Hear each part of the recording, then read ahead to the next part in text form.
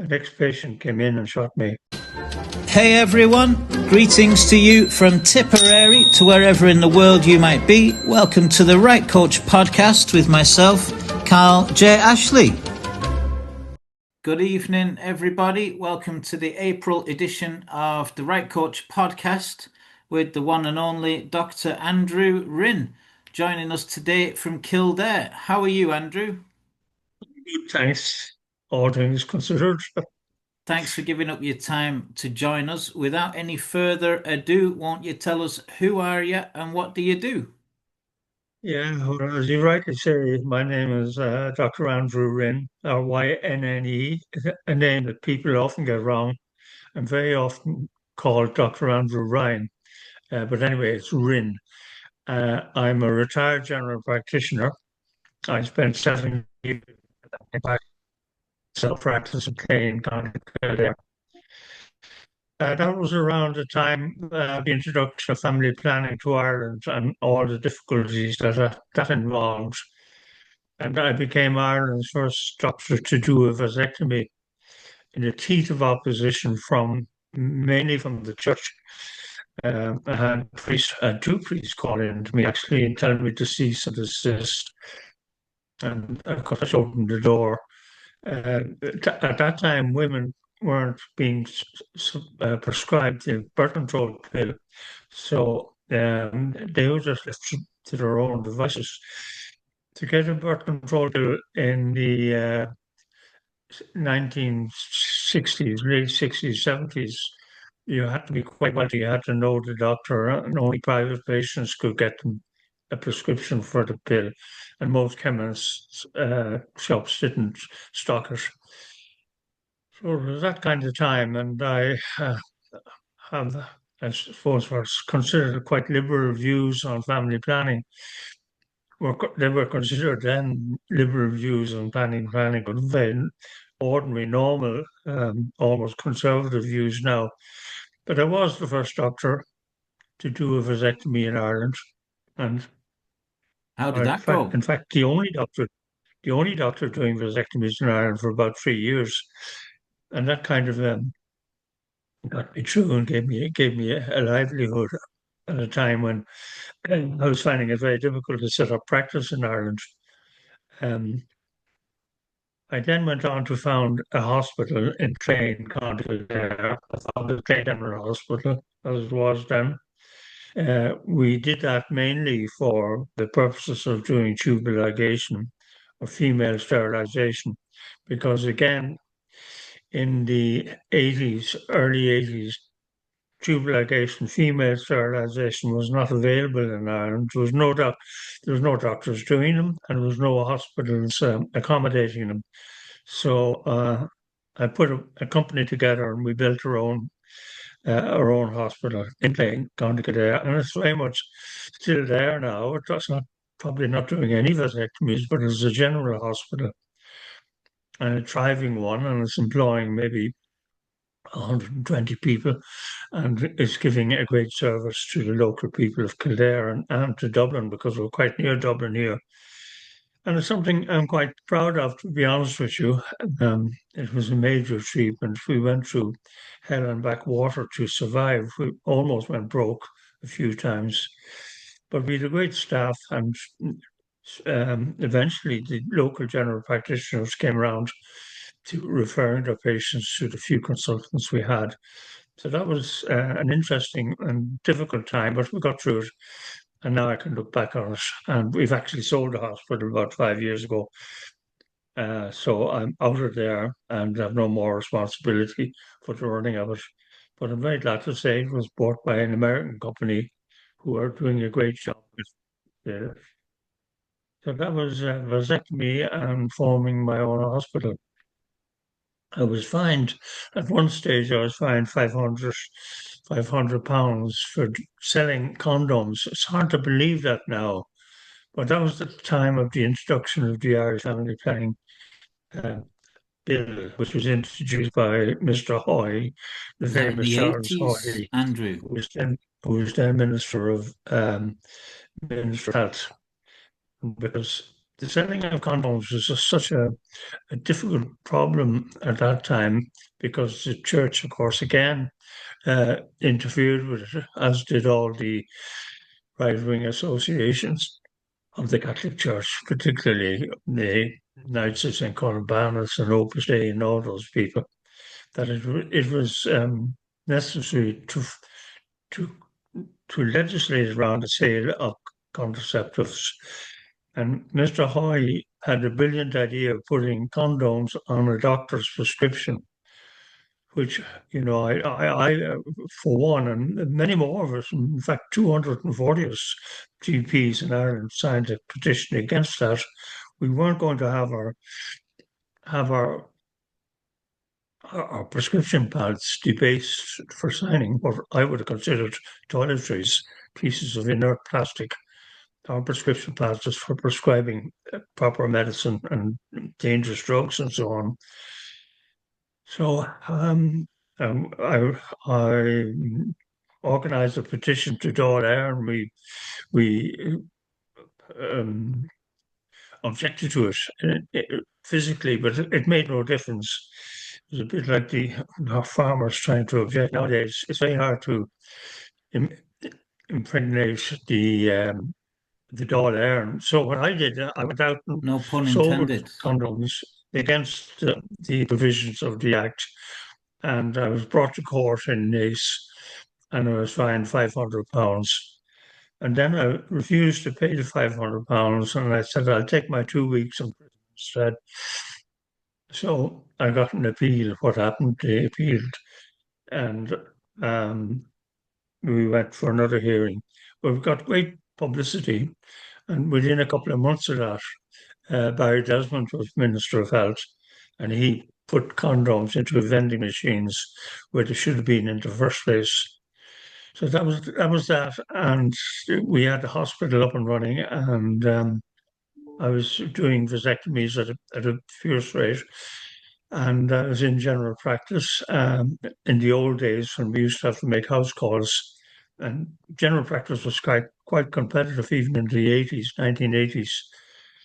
So we went on from there, and I've always written as a medical journal for the Irish Medical News and the Irish Medical Times at the time. So writing was no great. I was no great stranger to writing. I was quite comfortable with it, and I wrote back that time. I wrote two books. One was called "Smoking Is Your Decision," and was a book on how to stop smoking, and the other was "Abortion: The Irish Question," which was about legislation around the question of abortion, a very difficult topic then and still is today. Still is, yeah. That was my writing in those days, and when I retired, about 7 or 8 years ago now, um, I took up writing again, and apart from blogging and that kind of thing, I've written three fairly serious books. They've all been self-published, and they're all on Amazon. And I have a website with my three books. I've started a fourth book. Whether I'll continue or not, I don't know. Because when you've written a few books, your next task is to do some marketing. So I'm busy marketing my books now as much as anything else. And I have to say they're going quite well. Um, can I talk about my books now? Or do you want to? Oh yeah, Well, well, well, we'll get to your books, I'd say. So as a retired GP, and you mentioned about the vasectomy and the condoms. So family health would have been your priority, and serving the people in your community with their family needs brought you into trouble with the politicians and the church, we'll say. yeah, that about sums it up. I was a general practitioner, family doctor, as we used to call them in those days. I was an active member of the Irish College of General Practice. I Thank was you. actually in teaching general practice for about 10 years. I had trainees, doctors with me. So my heart was very much in family medicine. Um, and I enjoyed that, I have to say, even though in those days it was very tough because we made house calls around here, as you had to, because people didn't have cars, people didn't even have phones. And a child, take Kildare or some place like Robertstown or some these areas where people wouldn't have phones or didn't have phones and didn't have cars, they'd send a child off to the local phone kiosk and they'd phone me up and they'd say, my mammy is sick. And that's all the information you get. And you'd be expected to make a house call. It was quite stressful. I, It's very I, hard I to expect it work would when you be, yeah. can't communicate either physically in a car or properly on a telephone. But we got through all of that. I'm not the only doctor who would have memories of working like that. But gradually things got better, and doctors began to form co-ops with each other. And I was always a great believer in group practice. But in plain, it was very hard to get a group practice because there were plenty of doctors around, NACE and so on, and very few were interested in cooperating with me. But anyway, we got through, things got better as we went along. But I have to say, I wasn't sorry to retire from general practice, and I kept going with the vasectomy practice. And you Still, created your own you still, created your own hospital, which you've now sold on, and it's been a huge success. it has, yeah. It's like everything else, of course. It didn't start off as being a huge success. It was a struggle. It was a struggle to get consultants, and a struggle to get GPs to refer. And without that, you're not going anywhere. It's not like starting a hotel or something where you can get guests to come in. There are a lot, and of course, you need a nursing staff. There are a lot of bits and pieces to it. And VHI have got to approve of you as it were. Um, and it was a private hospital. We were depending on our income from private insurers mostly.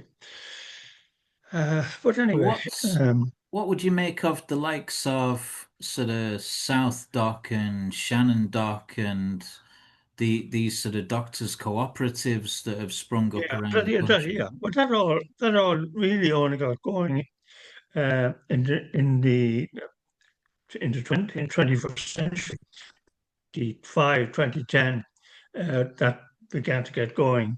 It wasn't going in the 20th century at all. It was going, sorry, it was going in the 21st century. Um, in other words, that's quite a recent development when you look back on it in my long life and career, and a very welcomed development it was too, because it made the job of being in general practice down the country um, tolerable and manageable.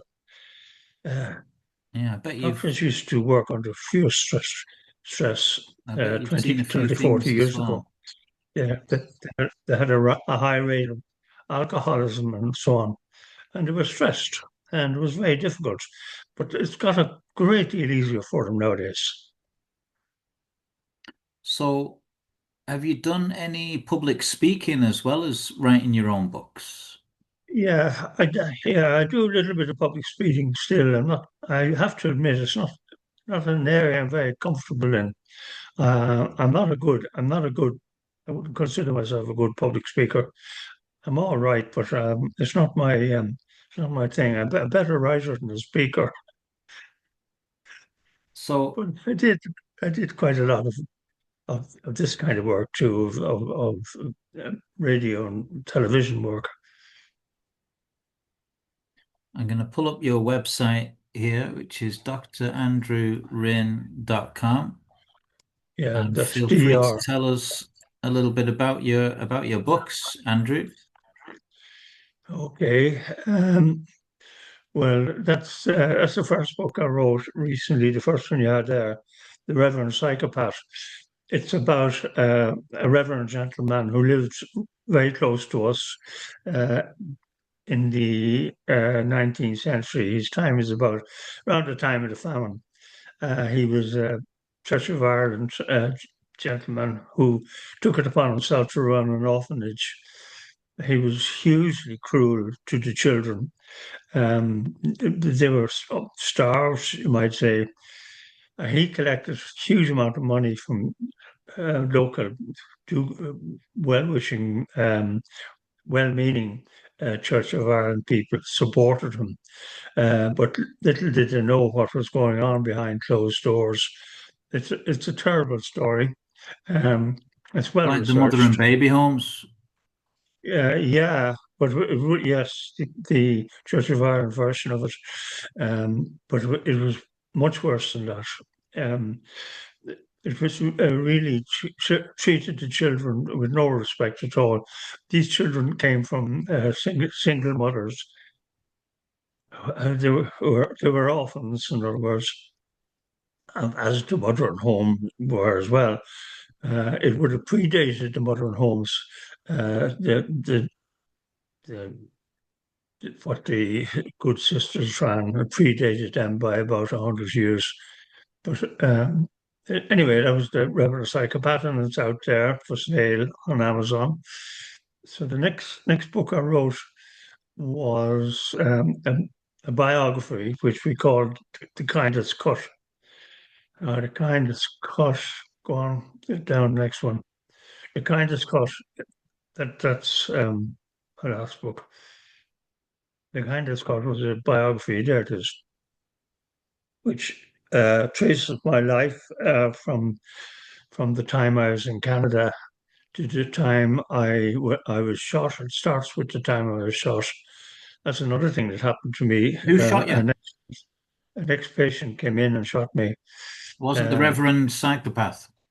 no, he was long dead and buried. Where he's buried, we're not sure. It wasn't Reverend Psychopath. No, he would have had more cause to shoot me than this man had. This man had had a vasectomy 8 years before he came in to shoot me, and he shot me in the right hip, and he shot at me several times after that. But fortunately for me, he kept missing. But it Dare was I it was ask why he took it upon himself to shoot you? well, he'd had a vasectomy and he had a lot of discomfort, but more importantly, his wife went off and married somebody else, and he blamed me. He blamed me for everything that ever happened to him. He blamed it on the vasectomy and on me. He made a serious attempt to kill me, actually, and it was Yes, the nearest I not a ever laughing matter. came. Well, I ran away, and he was shooting at me as I was running away. He could have so easily hit me in the back or something, but he didn't anyway. And eventually, I got away from him and ran up the main street of Clane. And he, in turn, ran across the road and into a field. And he's sitting in the middle of the field with his rifle across his knee, threatening to shoot himself and anybody who came near him. It was a siege, and the Gardaí obviously came, and the army came, complete with gas canisters and everything else that surrounded them. And then the good people who came discovered what was going on, and they started to rubberneck this whole situation. And in the meantime, I was taken up to Clane Hospital and X-rayed, where they saw that the bullet was in my hip. It was actually in my hip joint. So I was taken up to St. James's Hospital, and they took the bullet out, and so on.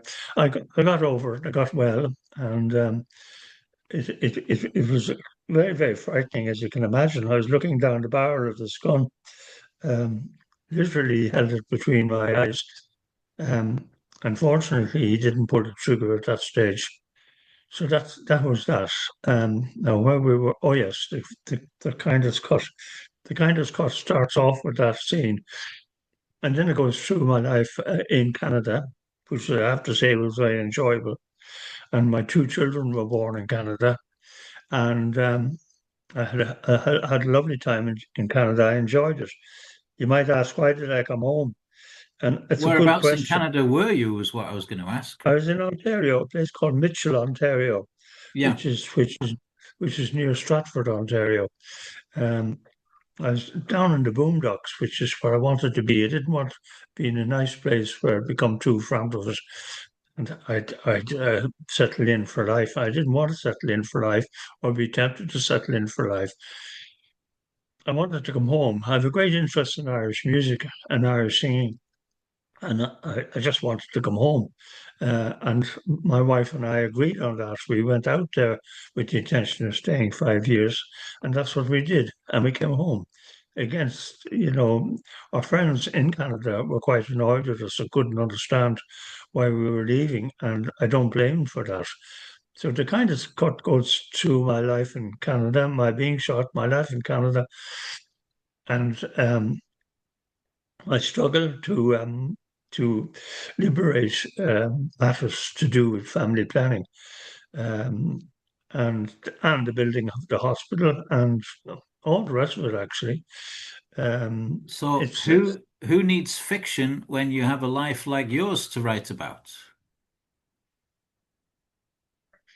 Huh? yeah, yeah, yeah. It's not as if I ordained my life in any way to be that way. It's just the way it turned out. I mean, I didn't ask. When I came back, yeah, see, I came back from Canada. And in Canada, there were lots of different religions. There was mostly of the Protestant type, but various Lutherans and people that I never heard of before I went there. And they were all minded their own business. And if you wanted to use condoms, you used them, and there wasn't any interference. There was a Catholic church there too, as well, but nobody interfered with what you were doing.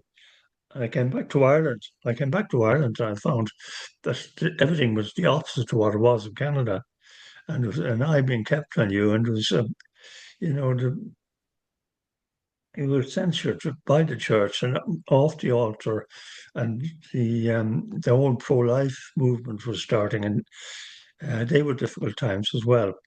And I got involved in a movement against pro-life. Not that I'm in favor of abortion, but I was against the Eighth Amendment, which I thought was disastrous, and it turned out to be disastrous. Now, if you ask me, I think the pendulum has probably swung too far on the other side of the abortion question, but that's another day's work.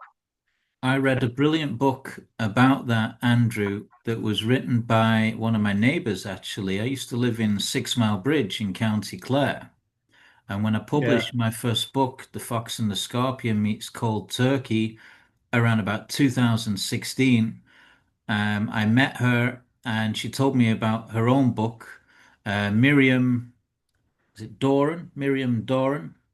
I think And I may have met her. Yeah, she wrote a book that had me literally pouring tears down my face on at least 3 or 4 occasions, where Miriam was describing this whole experience of being at a bus stop waiting for a bus to an abortion clinic in somewhere in England, staying in the same hostel and the same B&B as a lot of Irish women before her had done because the facility wasn't there in Ireland. These women were sent to England, and in her book she changed her mind. She had her little girl in her womb, and she heard a little voice saying, "I'm okay, mummy," you know. They had done all kinds of tests on her, and the child wasn't developing in the correct way, but they couldn't say that there was anything actually wrong with the child, just that she was very small and very underdeveloped at all the weekly checks and stages. So she was undecided, but they didn't discourage her from having the abortion until she was there herself in England, literally the day before. And she said to her husband, "I hope you're not going to be mad with me, but I've changed my mind. I'm not going ahead with this." yeah.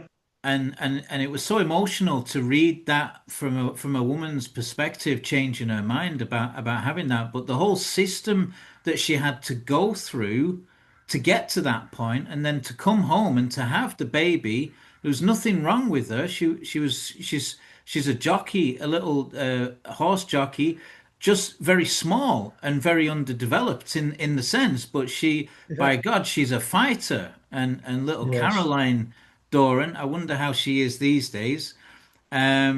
Survived against all the odds, and you can't read this book without just bawling your eyes out, crying. It's an incredible story, but to think Yeah. what the women had to go through was just shocking, you know? Yes. Yes. Yes. I suppose yes, I do believe in women's right to choose. Um, uh, and abortion is an inevitable thing for some people, and it goes back in history for as long as history will take us. There's nothing new about it. It's almost innate to the human to humankind that some women will decide to abort the babies for whatever reason, and that has to be facilitated because if it isn't, we're back into backstreet abortion. But you cannot totally abolish abortion either. That doesn't work, and hasn't worked anywhere. And it's the backstreet abortion, which is the other side of the coin, um, which has brought about the legalization. But it has to have parameters to it. It there has to be a time beyond which it is illegal, like uh, be that 3 months or 2 months or something back there. But it's gone now where they're aborting full-term babies, and that has to be wrong. Yeah, Anyway, that I sounds prefer not very to be unusual. judgmental about it, and But but you do, because it's if you're a family doctor and you're helping families for most of your life, it's not being judgmental, it's having discernment. It's yeah, having that capacity to see people and be able to assess a situation. And you're serving that community, you're serving that family. And so I would have thought you'd be the first kind of person that they'd come to for advice around this kind of stuff, not try and shut you up or shut you down. yeah, yeah. It's a subject nonetheless that people get very emotional about, and it's one. It certainly isn't to be discussed lightly. It's got to be discussed in an intellectual way, if you like. And there's no fundamental answer to it. And putting a stop on abortion into your constitution was not a good move. Anyway, that's all water under the bridge. Because, yes, because as a result of that, we had the Indian lady who died having a miscarriage because they didn't know how to proceed, and the dead baby was left inside her cervix, and that caused her to get sepsis and die. And that's not good either. Uh, that brought about the appeal of the Eighth Amendment. Um, what else can I say? Nothing really. Um, So if there was something that else, was all the kindest cuts. yeah, yeah. Well, the kindest cut is just because vasectomy was a big part of my life. And the last book I've written is called The Foxhunter. There we go. And this deals this deals with a young woman who was having an operation that she didn't need to have. They could have solved her problem with blood tests, but they were doing a special type of X-ray of her fallopian tubes. It's an X-ray that we used to call salpingogram. I don't expect you to remember that, but it was an X-ray done under general anaesthetic, and she was having this done, and she got a cardiac arrest while having this done, which she didn't need to have done. And for whatever reason, they couldn't bring her around from the cardiac arrest in time to save her having brain damage. So she was arrested for maybe 7 or 8 minutes, which is far too long. Hmm. If you get a cardiac arrest, you need to be brought back to full cardiac output within a few minutes, 2 or 3 minutes at the most. Otherwise, you start getting brain damage. She got severe brain damage. She was put into what's known as a persistent or chronic vegetative state. And she was like, you see her there in the picture. She couldn't walk. She couldn't sit up. She had no use of her limbs. She couldn't see. She couldn't hear or speak. And it was absolutely tragic, and so Okay. tragic that, especially when it didn't need to have been done, and then they wouldn't allow her to die. They stuck. She got food through a tube into her stomach.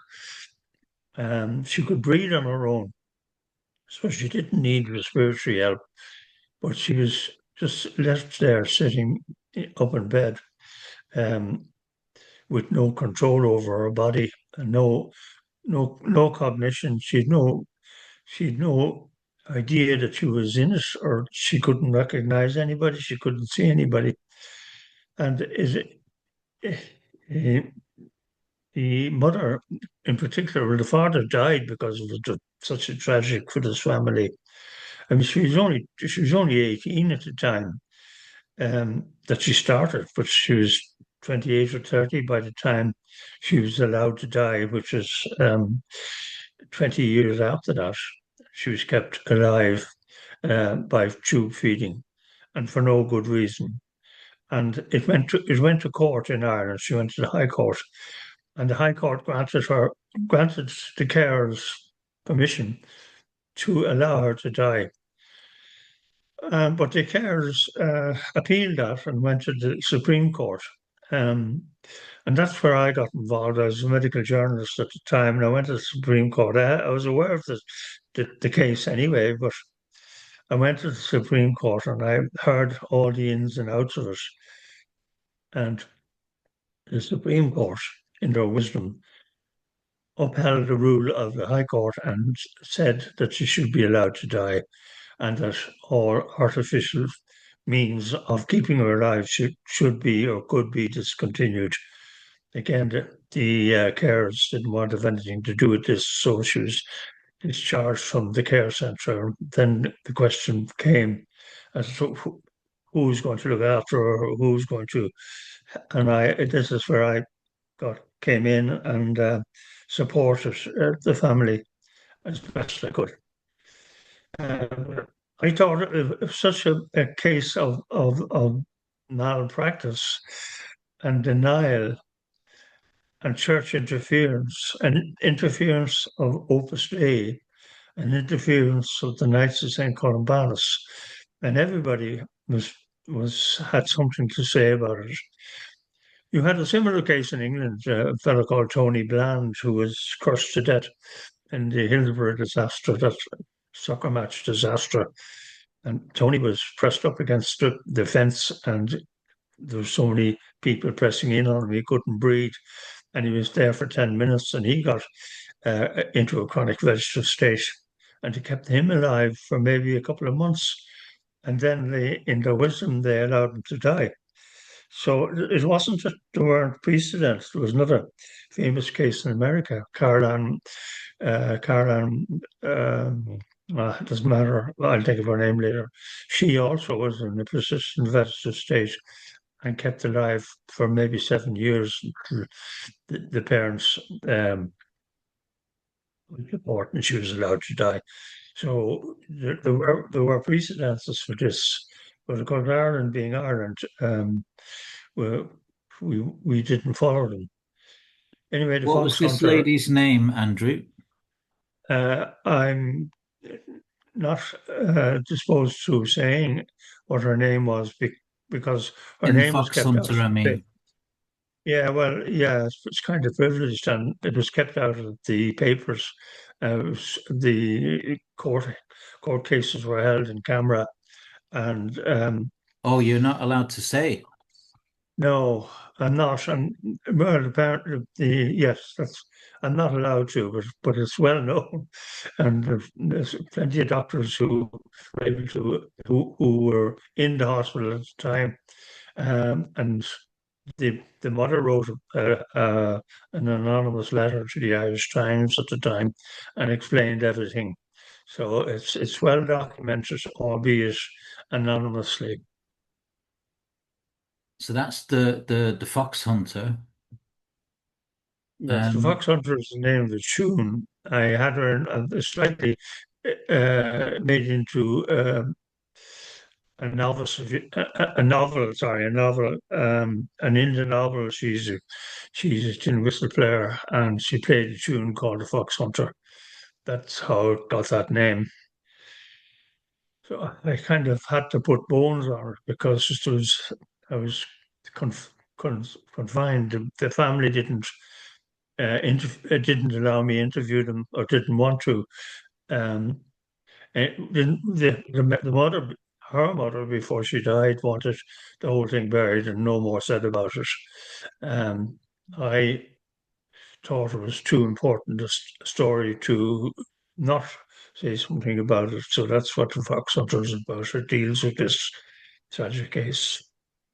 yeah, there's seems to be an overlapping theme of quite horrific and traumatic cases that you're involved with. How on earth have you maintained your own mental health in with all these things like being shot and dealing with abortions and like Well, surely I you've suppose had plenty of um, you've I needed to have was, good resources to keep your own yeah, well, sanity. women, women mostly. I was married to good people who supported me. I was divorced and I was widowed. Now married again to somebody who is a great support and help.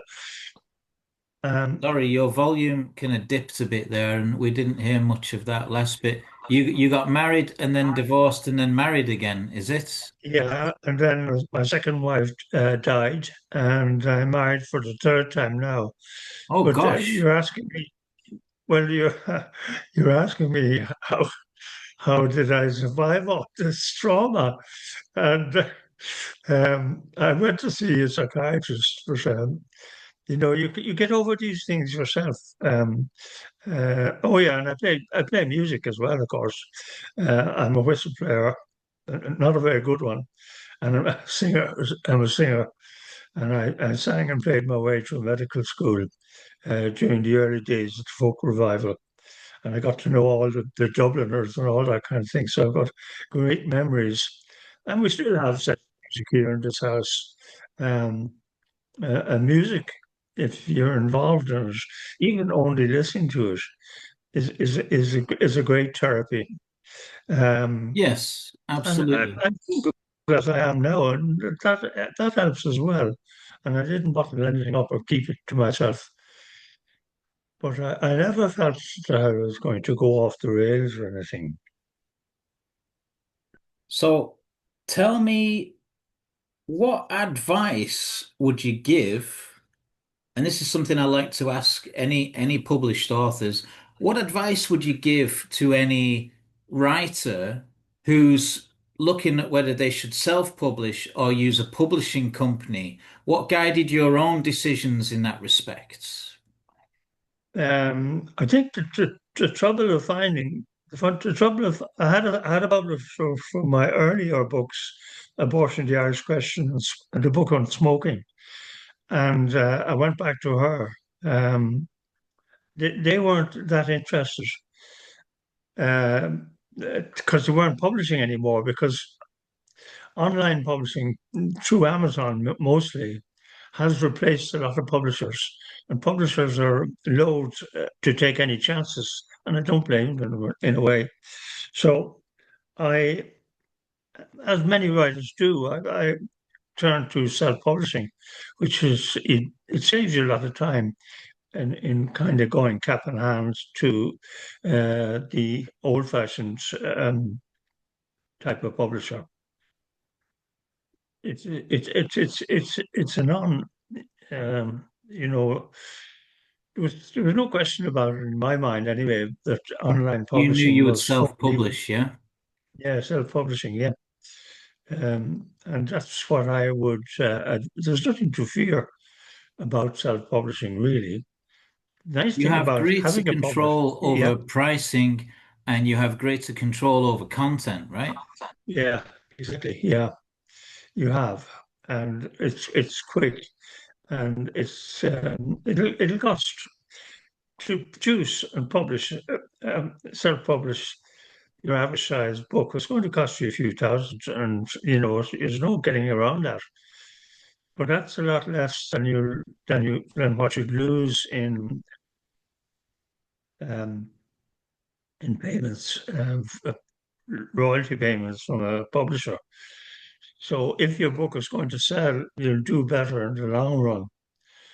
The trouble is with a lot of people, they write books and they haven't given it an awful lot of thought, and the book turns out not to be great, even though they may have it edited and so on. They really write it because they want them to get notoriety, what they call vanity publishing, or they write it because that's what they want to do. Um, but most books that are written are never sell much. They sell some, but they don't sell much. So most people lose money on it. I mean, that could happen to me, yeah, but I have to say it's looking fairly good. Thing about writing is just to relax and to write as you speak, just as you speak. There's no great mystery about it. People writing often try to be too flowery and too descriptive and too clever, or else they're writing on um, subjects that don't. I can't think of the word now, but subjects that don't make sense, or a genre that's not of great interest. Um, So you've got to make sure your book is of interest and readable and flows. Well, this is a Um, challenge for a lot of people. The clients I work with around the world as Right Coach Ireland, a lot of the emphasis is on healing through writing and sharing your individual story and expressing the things that we've been through and sharing that yeah. in a way that brings catharsis. But to the greater public or to a publishing company, that's not a profitable prospect, even though it's very important for that person's journey and that person's story and that person's healing. There's this challenge. Well, do I self-publish or do I approach a publishing company? And at the end of the day, unless you're famous and well known, they're probably not going to be interested, no matter how good your story is. Oh, yeah. Well, yeah. They're not. Yes, that is That seems true. to be the challenge, yeah. Yeah. Yeah. Yes. My publisher, the publisher that I had for my first two books, um, is still in business, but they're publishing far less because again, publishers are getting fed up losing money. Um, and I don't blame them. You can see But it from but you're both right in what sides. you say. It's a Yeah. kind of you've got to have success before you get success, if you know what I mean. And one thing leads to another, and it's difficult. And I belong to many writing groups on Facebook, and you can see how they're struggling, um, and how they're disenchanted with the whole thing. And one would have to have sympathy for them, and I do. Um, but it's a bit like singing in a way. If you can sing, that's great. If you can't sing, maybe you shouldn't even try because it can be pretty awful and sad. And you have to recognize that and say, writing isn't for you. So tell me about any of the books that you've picked up and read yourself, any books whilst you weren't too busy creating hospitals and being a family GP, were there any books that you got a hold of that you read that changed your life or that made a big impact on you? Any books that you'd recommend to anybody watching other than your own? Um, I'm not a big reader. I mean, in the last year, my time has been taken up with marketing and dealing with marketers and on the internet dealing with scammers very often as well and trying to sort out scamming from the genuine people and helping the sale of my books. Um, but part of that is reading, and I have to admit that I'm not as good a reader as I would like to be. Um, like everybody else, I would have read some, but I would have read some very interesting books, mostly on history and Irish history in particular. Okay. Uh, um, but that would be kind of my genre, if you like. Are But you nothing are you springs talking the to likes mind. of Brehon Law or No, um, if it's a real story, like say the Moors murders or something like that, that interests me, and I would have read that. Um, and that kind of real real crime, but not something that's made up. I don't really enjoy something that's totally made up. So my own books are all come from reality, even though the Foxhunter is like a novel, but it's based on a true story. so there's no authors that come to mind or any books that come to mind that made a big impact on you and your own writing style, we'll say. No, not that, no. Uh, I'd have to give that a lot of thought. Um, but no, is the quick answer. I wasn't expecting the question, to be honest with you. Yeah, But I but think you you, when you're a musician, if all your spare time is taken up with playing music and listening to music, we can understand that as well. yeah. Well, nowadays it's YouTube. Um, YouTube's it's to me a wonderful service. I don't look at television anymore. I can I can watch what's going on in America and what's going on in the war, um, and how Trump is doing, and he seems to be doing extremely badly. Um, and I can watch what's going on in Ireland here. We're having a huge farmers' protest against the price of fuel and so on. And of course, we don't have any media anymore, which is terribly tragic. It's very hard to get any news that isn't twisted and bent by the government, and we've terrible Integrity governance. integrity in journalism seems to have died a long time ago. Maybe along with the likes of Veronica Guerin. It's hard to see that there's any going back. A lot of the alternative media sources are sort of online platforms that are run by dedicated individuals who are prepared to share information that maybe doesn't fit the mainstream narrative. But I'd say it's easily 20 years since there's been, balanced and accurate journalism with integrity, from what I Yes. can tell anyway. Well, I think you're right. Doing it with integrity. Now well, of course, they're being paid by the government. They're supported by the government. RTE News is government supported, and you can see that that that they're skirting around questions like, for instance, the farmers and the transporters, the the protests going on as we speak, blocking up the roads.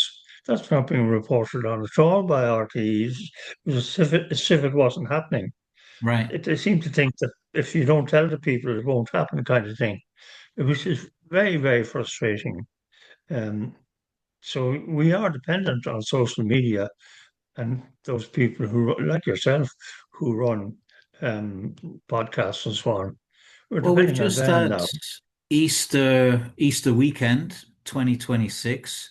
We've just had Easter Monday yesterday, and the Yeah. biggest story from what I can see from following the likes of John Waters is the Enoch Burke and the Burke family and their attempts to stand up to a system that doesn't want to know them or their rights. What do you make of the Enoch Burke situation? Um, I obviously agree with him about his objection to calling kids their by something other than their gender and having to call them they and them rather than he and she. But I don't necessarily equate that with his frequent visits to prison. Um, he he demonstrated outside the school, and he was asked not to. He's on full salary, don't forget. He was asked not to demonstrate outside the school, which was a reasonable request, I would have thought, and he ignored that. So that puts him in contempt of Contempt. court. Yeah, So I mean, the reason he's in prison is because he's in contempt of court, as is his mother and as is his sister. And I think that these imprisonments are kind of surrogates for something else. And I don't know what that something else is. I don't know what point they're trying to make, because it's not directly related to the gender issue of children. That point was made by his being sacked. They are related, but only indirectly. They're not related to his imprisonment. He's not being imprisoned because um, he there's there's something behind the Burke story that doesn't sit comfortably with me for right. some reason. Yeah.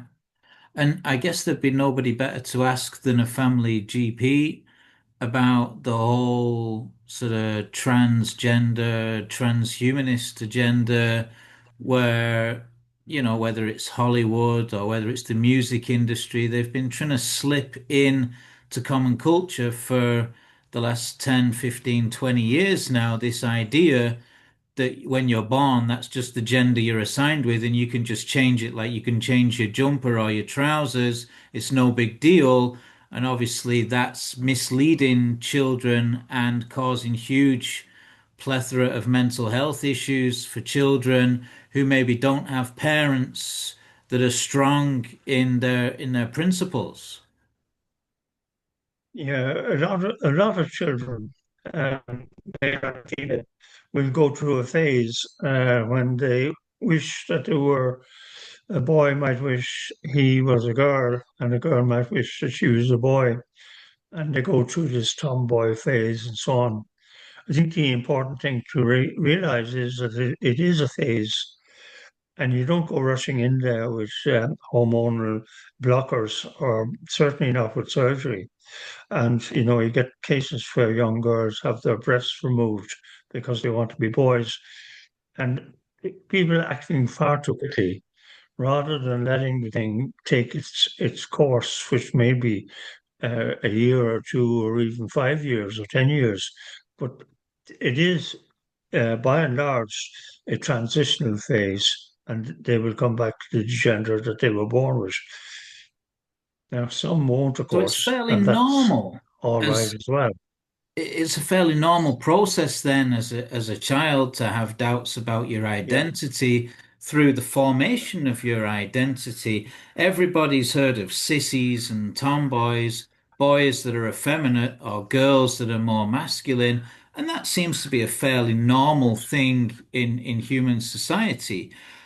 What I suppose I've picked up on is that there's a very deliberate agenda to put this in front of families and children, much as in the dismantling Yes. of any wholesome values in society. So, family values, community values, knowing the difference between right and wrong. would you not sort of argue that this is part of a general erosion of anything that's decent or innocent or It wholesome? is, yeah, yes, You know, yes. in a I don't know that school have any role to play in this. I think this is a matter for parents really to guide their children and to recognize um, this transgender as being by and large a transient period, but how and the to government control the parents is through the school, isn't it? yes. Yeah, it is. Yeah, I would be unhappy if I had young children in a national school now, particularly, it's coming from the government. You're right. The Minister of Education is not at all helpful in this, and seems to be going along with, um, you know, hormonal treatment or hormonal blockers for girls and for boys is not illegal, and I wonder should it be? And it's encouraged, and surgery and irreversible things um, that probably needs a bit more legislation and care, because you can sometimes make what is a transitional period in one's life to being permanent and to being very, very Huge damaging. damage being done to people there.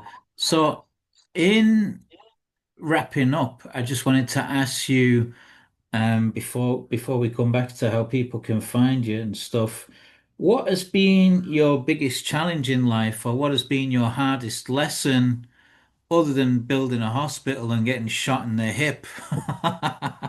Because I think those qualify as fairly good answers to that kind of a question. What has been your toughest challenge in life, or what has been your Oh, I biggest suppose challenge? I suppose dealing with the clergy and even my own family. My father had me excommunicated when he heard that I was doing vasectomies. My parents were very, very strict um, Catholics, and that was tough. I didn't like doing things that my father found very difficult. Yeah, And, um, so, because I loved my parents and I didn't want to be upsetting them, but I wasn't going to start, towing the line as they would have seen it in terms of family planning and so on. So that was tough. My relationship with my parents, thank um, you. Right. it all settled down though eventually, and we parted, and they parted this life, the best of friends, and loving each other and so on. But Um, I once it found, I started to found, become sort of well known, or once it started to become revealed publicly, these sort of endless and horrific crimes of the church and the people in it and what they were brushing under the carpet, yeah, did with more hindsight, did that make your decision more and more justified and vindicated that in serving the families and serving the communities, you were right all along, and that really state and religion has nothing to do with individual family matters? yeah, They're not the business yeah. of the church or the state. Yes, I, s- I suppose it may sound arrogant of me, but I thought I was right all anyway. I never thought I was wrong. I was just had to battle away these people. And this priest came to my I house don't once. think it's arrogant to have Yeah, self-belief and know yeah, that if you believe that you're doing the right thing, that that's the right thing, and you don't need any other reason than believing that you're doing the right thing. yeah, That's your sovereign right as a divine child of the universe. You don't have to be religious to be spiritual. You don't have to no, be kowtowing to certain organized religions to serve God, we'll say. yeah. That's right. You don't have to be religious to be spiritual. Um, you can be spiritual through music and through nature, through gardening, through listening to the birds singing, who saying, I still say thanks be to God very often for my health and my good luck, um, even though I'm not so sure who that God is. But yes, and to be grateful. Yeah, gratitude is a huge thing. So I'm just going Yeah, to pull up your website again, Andrew. So if anyone's interested in finding you or your books, they can yeah, go to drandrewrynne.com, where we've got yeah, the Reverend Psychopath, the Foxhunter, the Kindest Cut. The Foxhunter is the most recent one, the horrific yeah. story of the girl whose name you can't tell us, but to die with dignity was her. Um, it was denied to her, but eventually then she was allowed to. We'll put underneath the in the comments there a bit about your books. We'll put in a link to your Amazon page as well. Um, Anything else you'd like to tell us about how people can find you other than your website and Amazon? No, I think that's, as good a way as any. Thank you. If you just put my name into Amazon, my books will come up. So that'll be that. And thank you very much. All that remains is for me to thank you for being our guest on the Right Coach podcast. A very fascinating and interesting hour has just flown by there, Andrew. Thank you so much, sir. You're welcome indeed, Carl. Have a good evening and God bless you. Thank you. Bye.